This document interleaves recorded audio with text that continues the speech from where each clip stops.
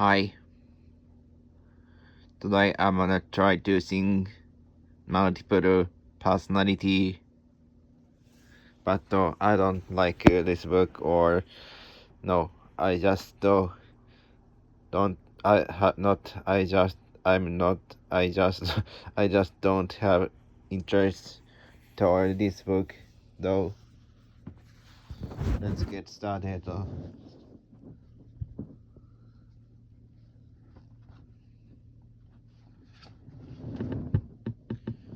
Similarly, the alkylium rubrum, the precious color is an individual consistent elementary color qualities, each one capable of living its own individual life. In the microgramia socialis, the cells are loosely connected and each can lead on independent individual lives.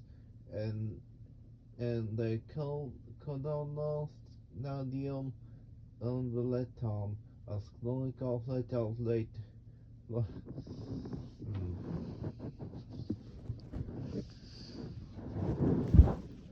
It's not funny because it's not theory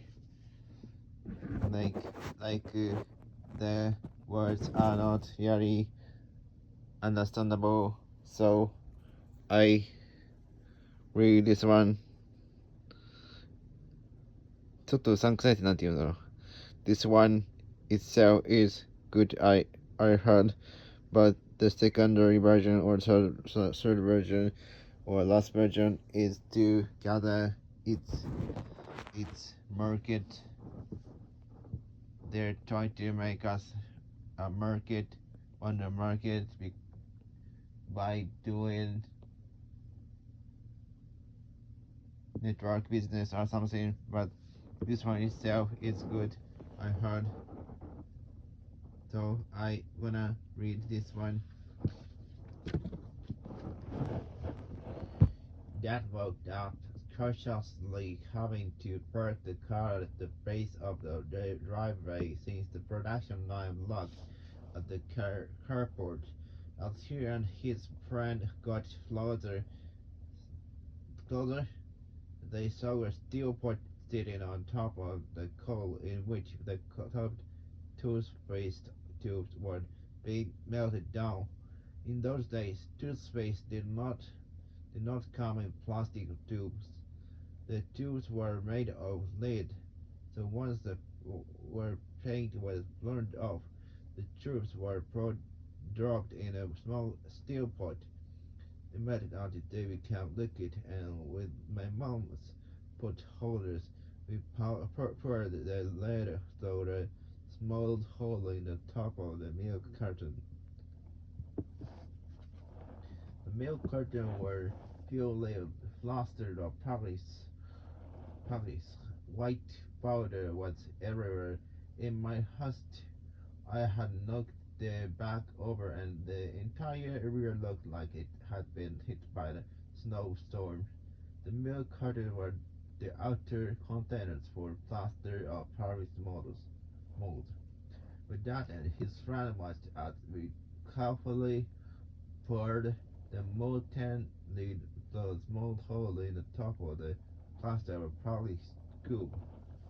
Carefully, my dad said. I nodded without looking up. Finally, once the pouring was low, I put the steel pot down and smiled at my dad. "What are you boys doing?" he asked with a cautious smile. "We're doing what you told me to do. We're going to be rich," I said. "Yeah," said Mike, grinning and nodding his head. We are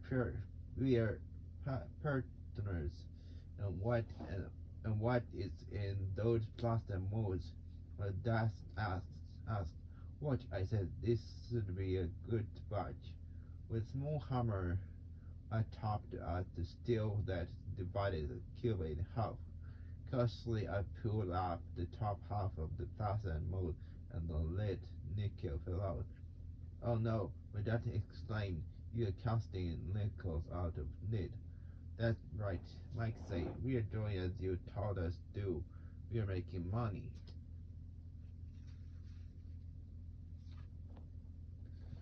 dad's friend turned and burst into laughter. My dad smiled and shook his head, shook his head. Along with the fire and a box of Spanish-made soups in front of him were two little boys covered with white dust smiling from ear to ear. He asked us to put everything down and hit no, shit, shit, sit, sit, sit with, sit with him on the front step of our house. With a smile, he gently explained what the word counterfeiting meant. Our dreams were dashed. You mean this is illegal? Asked Mike in a quivering voice. Let them go, my dad's friend said. They might be developing a natural talent. My dad glared at him. Yes, it is legal, my dad said gently, but you boys have shown great creativity and original thought. Keep going, I'm very proud of you. Disappointed, Mike and I sat in silence for about 20 minutes before we began cleaning up our mess. The business was over and opening day. Sweeping the powder up, I looked at Mike and said, I guess Zemo and his friends are right. We are poor. My father was just leaving us. I say that. Boys, he said, you are only poor if you give up. The most important thing is that you did something. Most people only talk and dream of getting rich. You've done something. I'm very proud of the two of you. I I will say it again. Keep going, don't quit. Mike and I stood there in silence. They were nice words, but we still did not know what to do. So how once you were not rich, Dad? I asked. Because I choose to be a school teacher. School teachers really don't think about being rich. We just like to teach. I wish I could help you, but I really don't know how to make money. Mike and I turned and continued our cleanup. I know, said my dad. If you boys want to learn how to be rich, don't ask me.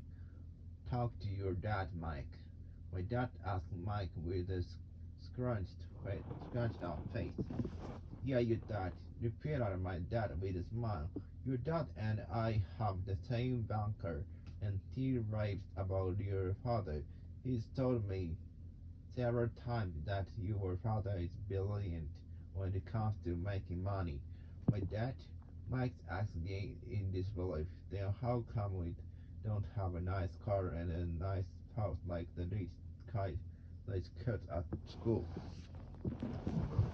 A nice car and a nice house don't necessarily mean you're rich or if you know how to make money. My dad replied, Jimmy's dad works for the sugar plantation.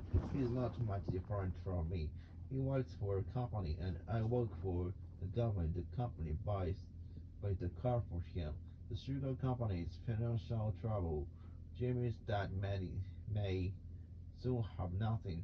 Your dad is different. Mike, he seemed to be building an empire, and I suspect in a few years he will be a rich man.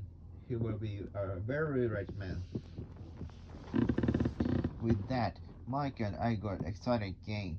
With new vigor, we began cleaning up the mess caused by our now defunct first business. As we were cleaning, we made plans for how and when to talk to Mike's dad. The problem was that Mike's dad were non-nervous and often did not come home until late. His father owned warehouses, a construction company, a chain of stores, and three restaurants. These were the restaurants that kept him out late. Mike Mike Mike caught the bus home after we had finished cleaning up.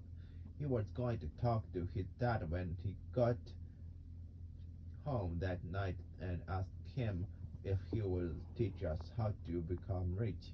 Mike promised to call as soon as he had talked to his dad if it was late.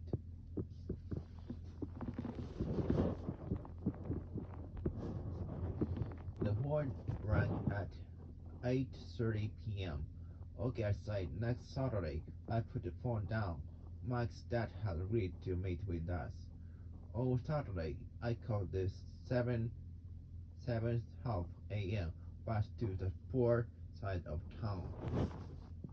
The lesson began.